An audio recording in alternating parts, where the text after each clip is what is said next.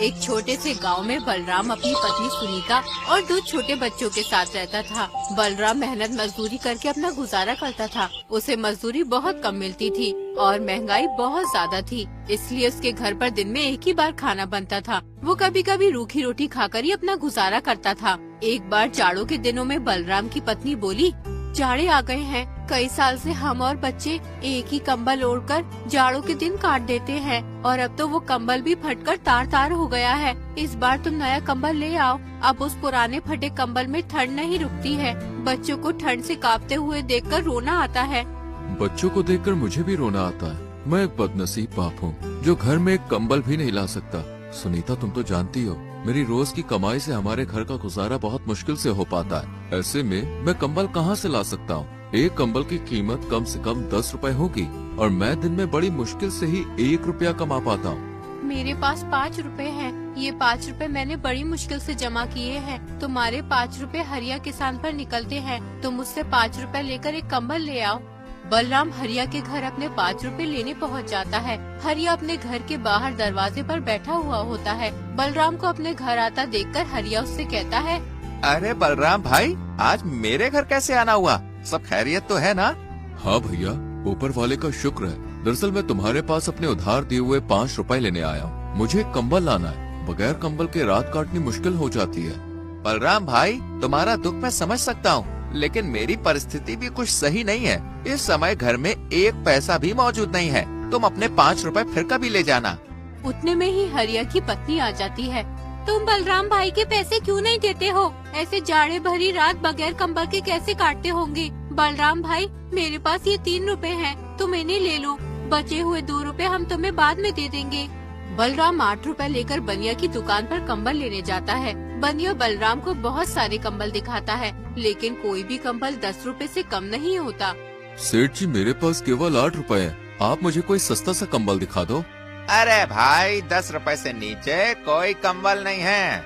सेठ जी, तुम मुझे ये 10 रुपए वाला कंबल दे दो, मैं तुम्हें 2 रुपए 2-4 दिन में दे दूंगा। हम ऐसे कंगालों को उधार नहीं देते। कौन पीछे पीछे फिरे? जाओ अपनी राह लो। 1 घंटा खराब करवा दिया। जेब में 8 रुपए ली है और कंबल लेने चला है 10 रुपए वाला। बेचारा बलराम सेठ की बात सुनकर निराश होकर घर की ओर निकल जाता है। रास्ते में वो सोचने लगता है, कितनी हैरानी की बात है। मैं सारे दिन काम करता हूँ, उस पर भी घर में कोई आराम का साधन नहीं है। गर्मियों में गर्मी से परेशान रहते हैं और जाड़े में ठंड से परेशान रहते हैं और न ही कभी पेट भर खाना मिल पाता है। ऐसी जिंदगी जीने से क्या फायदा जब मैं अपने बच्चों को सुख नहीं दे सकता। बेचारी सुनीता ने घर से चलते समय कहा था कि कंबल जरूर लेकर आना। अब मैं क्या जवाब दूंगा उसको? बेचारी मेरी वजह से कितनी परेशानियों का सामना कर रही है। अब मैं क्या करूं? कहां जाऊं?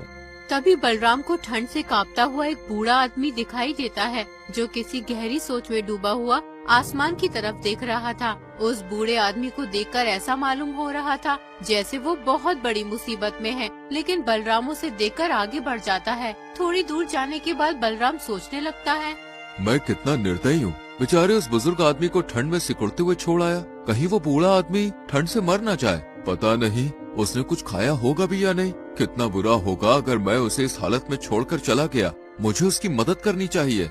फिर बलराम वापस उस बूढ़े आदमी के पास गया। उस आदमी को ठंड से कांपता हुआ देखकर बलराम को उस पर तरस आ गया। फिर वो उस आदमी से बोला, बाबा, आप इतनी ठंड में यहाँ क्यों बैठे हैं? क्या आपको कोई मदद चाहिए? बेटा, मदद तो मुझे चाहिए, लेकिन तुम मेरी क्या मदद करोगे? तुम्हारे कपड़े तो खुद तुम्हारी कहानी बता रहे हैं। बाबा, मेरे बस का हुआ तो मैं आपकी मदद जरूर करूँगा। ज्यादा न सही तो थोड़ी बहुत तो कर ही दूंगा। बेटा, मैंने एक सूदखोर से ब्याज पर 7 रुपए लिए थे, लेकिन मैं समय पर उसके पैसे नहीं दे पाया, इसलिए उसने मुझसे मेरा घर छीन लिया और मुझे बेघर कर दिया। मेरे पास इतने पैसे नहीं है कि मैं उस सूदखोर के पैसे देकर अपना घर वापस ले सकूं। ना ही मुझसे अब कोई काम होता है जो उसके पैसे कमा कर दे सकूं। बाबा, आपके बच्चे नहीं हैं?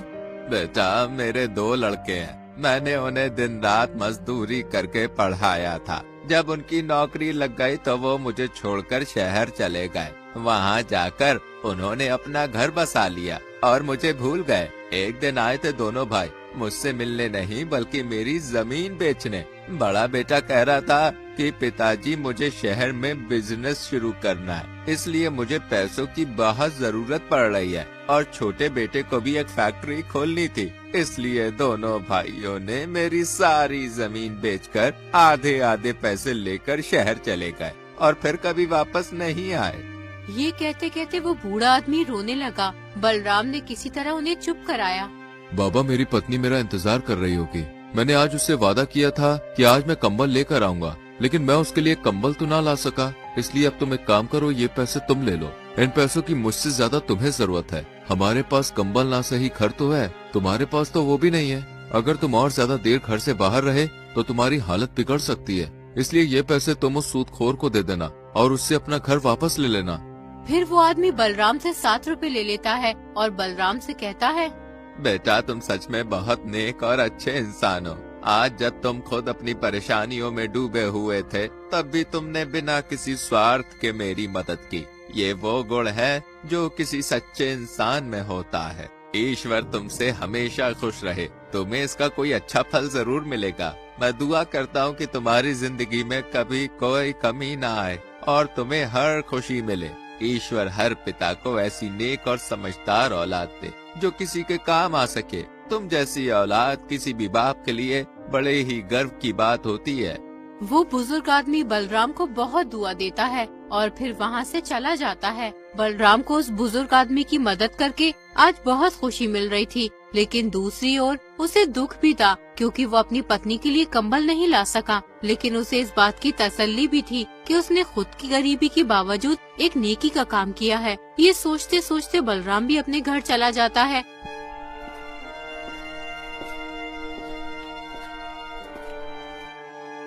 जैसे ही उसकी पत्नी बलराम को देखती है तो वो उससे कहती है, मैं कब से तुम्हारा इंतजार कर रही थी। तुम्हारी राह देखते देखते मेरी आंखें दुख गई। दिल में अजीब अजीब ख्यालात आ रहे थे कि कहीं कोई अनहोनी ना हो गई हो। सुनीता, तुम भी जरा जरा सी बातों की चिंता करने लगती हो। अरे जब आदमी घर से बाहर होता है तो समय लग ही जाता है। मैं हरिया के पास गया था पैसे लेने, लेकिन उसने पैसे देने से इनकार कर दिया। पर उसकी पत्नी ने हमारी मजबूरी देखकर 3 रुपए दे दिए थे। क्या बस 3 रुपए ही दिए हैं? तुम पूरे 5 रुपए लेकर क्यों नहीं आए? जब उधार लेने आया था तब तो बड़ा भला बन रहा था वो, और जब पैसे लौटाने का वक्त आया तो आनाकानी कर रहा है। तुम 10 बार उसके घर पैसे लेने चले गए, तब जाकर उसने तुम्हें 3 रुपए दिए हैं। अब न जाने 2 रुपए कब देगा। और कंबल का क्या हुआ? सुनीता, मैं कंबल लेने गया था, लेकिन कोई भी कंबल 10 रुपए से कम नहीं था। मैंने बनिए से 2 रुपए उधार करने के लिए भी कहा, लेकिन उसने उधार देने से साफ इनकार कर दिया। आज के जमाने में कोई किसी को बिना कुछ फायदे के कोई चीज नहीं देता। अगर तुम उससे ब्याज पर 2 रुपए की उधारी करते तो वो तुरंत दे देता, लेकिन तुमने सही किया जो कंबल नहीं लाए। 2 रुपए की तो बात है, 10-5 दिन में इकट्ठे हो जाएंगे। लाओ 8 रुपए, मैं उन्हें संभाल कर रख देती हूँ। जब कंबल लाओगे तो दे दूंगी। सुनीता, उन 8 रुपयों में से 7 रुपए मैंने एक बुजुर्ग आदमी को दे दिए। उसे पैसों की बहुत जरूरत थी, वो ठंड से कांप रहा था। अगर मैं उसकी मदद नहीं करता तो शायद वो जिंदा न रह पाता।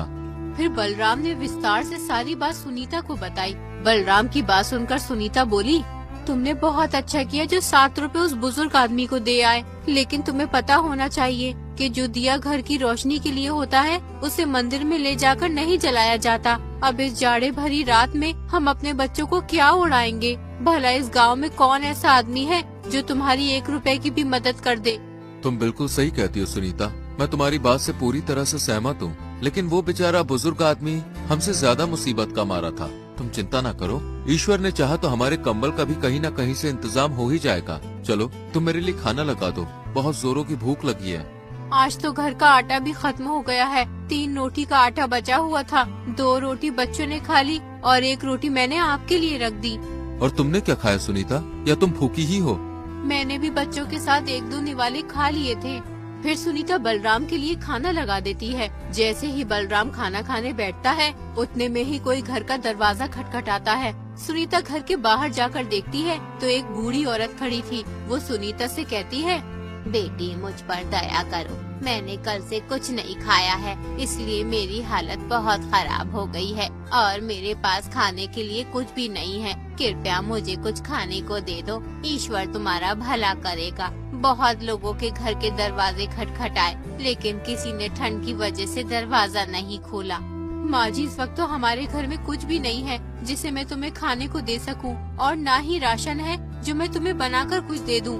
सुनीता की बात सुनकर बुजुर्ग महिला की उम्मीद टूट जाती है। उतने में ही बलराम आ जाता है। वो बुजुर्ग महिला से कहता है, माताजी आप अंदर आ जाइए, ज्यादा देर घर के बाहर रहना सही नहीं है, ठंड बहुत ज्यादा पड़ रही है, आप बीमार हो सकती हो। बलराम उस बुजुर्ग औरत को घर के अंदर ले आता है और फिर सुनीता से कहता है, सुनीता, मेरे लिए तुमने जो एक रोटी बचा कर रखी थी वो रोटी माताजी को दे दो। लेकिन स्वामी आप क्या खाओगे? आपने भी तो सुबह से कुछ नहीं खाया है। सुनीता, उस रोटी की जरूरत मुझसे ज्यादा माताजी को है, क्योंकि ये मुझसे ज्यादा भूखी है, इसलिए ये रोटी माताजी को दे दो। फिर सुनीता ने वो रोटी बुजुर्ग औरत को दे दी। बूढ़ी औरत बहुत भूखी थी, इसलिए उसने वो रोटी तुरंत खा ली। आप लोगों ने इस बुरे वक्त में मेरी सहायता की है, मैं तुम्हारा ये एहसान जीवन भर नहीं भूलूंगी। वो बूढ़ी औरत बलराम और सुनीता को दुआएं देती हुई चली जाती है। अगली सुबह सुनीता बलराम से बोली, तुमने भी रात को कुछ नहीं खाया और बच्चे भी थोड़ा बहुत खाकर ही सो गए थे। तुम एक काम करो, तुम्हारे पास जो बचा हुआ 1 रुपया है उससे घर का राशन ले आओ। पत्नी के कहने पर बलराम घर का राशन लेने के लिए बाजार की ओर रवाना हो जाता है। रास्ते में उसे एक बूढ़े आदमी के रोने की आवाज आती है। वो बूढ़ा आदमी अपने बेटे से कह रहा था, बेटा तू मेरी क्यों नहीं सुनता? मैं कितने दिन से कह रहा हूँ कि मेरी बीमारी बढ़ती ही जा रही है, तू मुझे किसी हकीम के पास ले चल। पिताजी, मैं आपके इलाज के लिए पैसे कहाँ से लेकर आऊँ? आप तो जानते ही हो मेरे पास एक भी पैसा नहीं है, फिर भी आप बार बार कहकर मुझे शर्मिंदा क्यों करते हो? फिर बलराम उस बूढ़े आदमी के पास जाकर उसके रोने की वजह पूछता है तो बूढ़ा आदमी उससे कहता है, मैंने अपने इस बेटे को पालने के लिए दिन रात एक कर दी, बड़ी मेहनत मशक्कत से मैंने इसे पाला है। जब ये 1 साल का था तभी इसकी माँ ईश्वर को प्यारी हो गई थी। मैं चाहता तो दूसरा विवाह कर लेता, लेकिन मैंने इसकी वजह से नहीं किया कि कहीं दूसरी पत्नी इसे परेशान न करे और इसकी जिंदगी खराब ना हो जाए। और आज जब मैं बूढ़ा हो चुका हूँ तो ये मुझे किसी हकीम के पास नहीं ले जाता जिससे मैं अपनी बीमारी का इलाज करवा सकूं।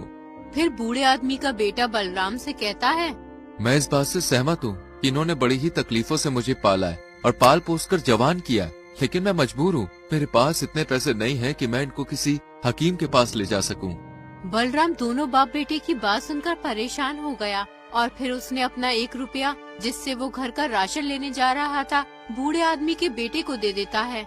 इस 1 रुपए की मुझे भी बहुत आवश्यकता है, क्योंकि मेरे बच्चे बहुत भूखे हैं और इस 1 रुपए से मैं घर का राशन लेने जा रहा था जिससे मैं अपने परिवार का पेट भर सकूं। लेकिन अगर तुम्हारे पिताजी को समय से इलाज नहीं मिला तो इनकी जिंदगी को खतरा है। इस 1 रुपए से तुम अपने पिताजी का इलाज करवा लो।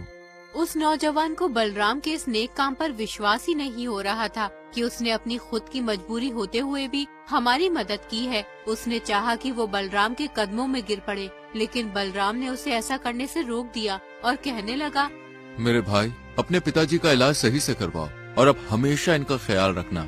इसके बाद वो दोनों बाप बेटे बलराम को दुआ देते हुए चले जाते हैं। उनके जाने के बाद बलराम तरह तरह के ख्यालों में खो जाता है। वो बेचारा बहुत ही हैरान और परेशान था, इसलिए वो सोचने लगता है, घर जाकर सुनीता को क्या जवाब दूंगा? बच्चे भूखे हैं, मेरा इंतजार कर रहे होंगे कि पिताजी राशन लेकर आते ही होंगे। मैं अब उनके सामने किस मुंह से जाऊं? अगर उस नौजवान की मदद नहीं करता तो उसका बूढ़ा बाप बीमारी की वजह से चल बसता। अब मैं किसी को परेशान भी तो नहीं देख सकता हूँ, लेकिन इस दुनिया में बहुत से लोग परेशान हैं, तो क्या मैं सभी की मदद करता रहूंगा? क्या खुद की परेशानी से बड़ी कोई परेशानी हो सकती है? बलराम के दिमाग में अनगिनत ख्यालात आ रहे थे। कुछ देर के बाद वो अपने घर की तरफ चल पड़ा, लेकिन भूख की वजह से उससे चला भी नहीं जा रहा था। फिर भी वो अपने घर जाने को मजबूर था। गिरता पड़ता वो किसी तरह अपने घर।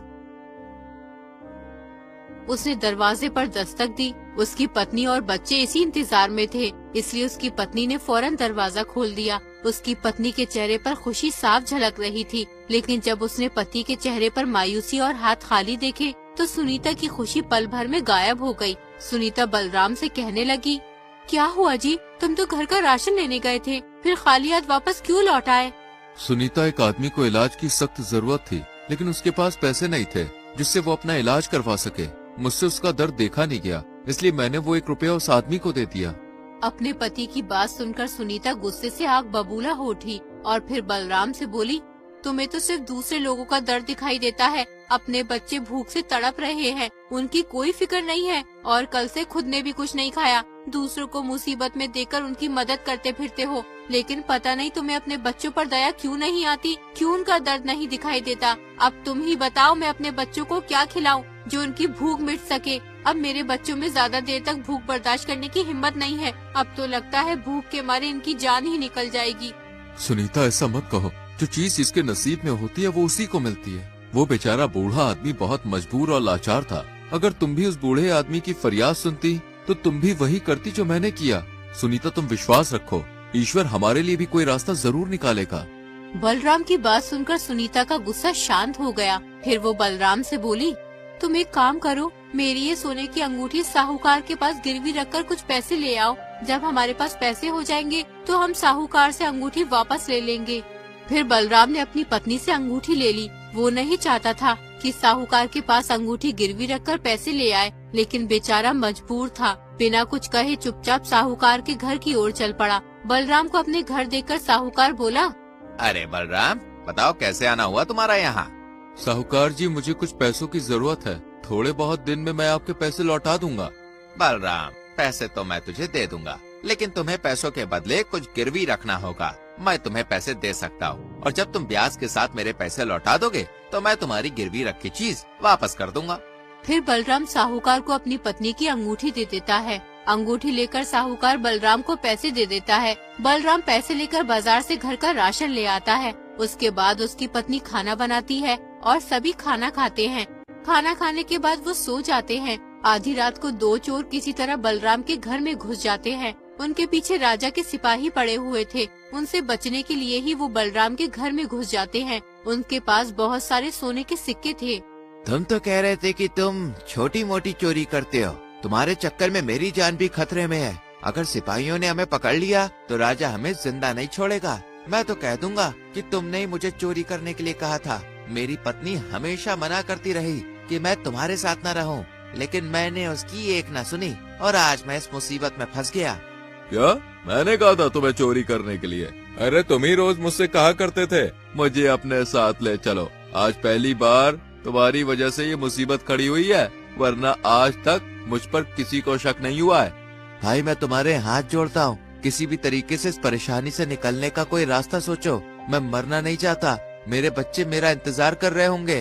एक काम करते हैं, इस सोने के सिक्कों की थैली यहीं छोड़ चलते हैं। इसी में हमारी भलाई है। अगर जिंदा रहे तो पैसे और कमा लेंगे, अगर पकड़े गए तो खैर नहीं।